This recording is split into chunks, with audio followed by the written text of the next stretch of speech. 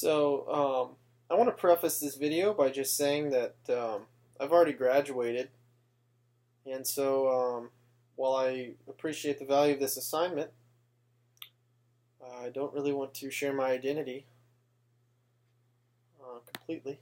So, in this video, the two things that I'm going to make are sandwiches and smoothies. Um, so, you know, in these two goods, you need fruit, and maybe almond milk, some ice to make the smoothies, and then for the sandwiches, you obviously need bread. Let's pretend these are like club sandwiches. So we're gonna need some ham and some turkey and some vegetables, and that's about it. So in my I'm going against my girlfriend, so we'll see how that goes. But so my production, as far as the smoothie production goes, I figured that it would roughly take me about, say about 5 minutes to make one smoothie. So that's about 12 smoothies in an hour. And then over a 10-hour period, obviously about 120 smoothies. As far as the sandwiches go for me, I guess that it would take about 6 minutes to make a sandwich, a little bit longer. Therefore, I could make about 10 sandwiches in 1 hour. And that would mean that I would make about 100 sandwiches in 10 hours. Now, comparatively, my girlfriend, a little better at the smoothie making, figured she could make a smoothie in about 3 minutes. Therefore, she could make about 20 smoothies in 1 hour. And that would equate to about 200 smoothies over 10 hours. And for me, or sorry, for her, the same thing applied to the sandwiches. We were both equally good at making sandwiches. This is her sandwich chart.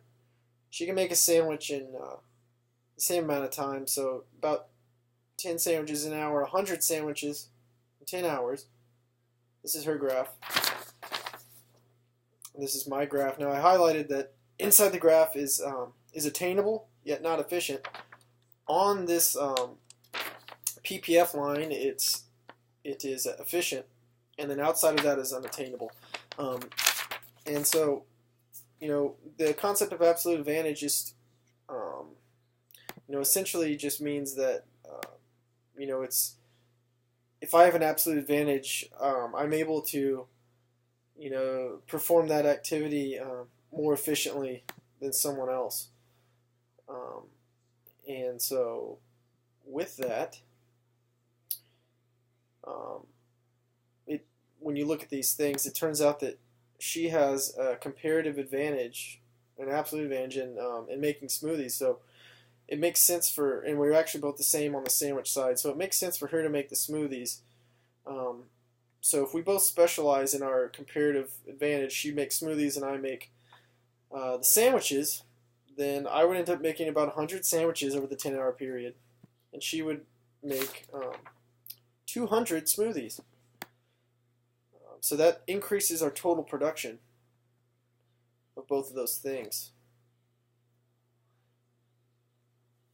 So we don't have to sacrifice any of our production towards one of the other goods, and you can just make the one that you're best at in that amount of time. Thank you for viewing my post, and I hope you have a great life.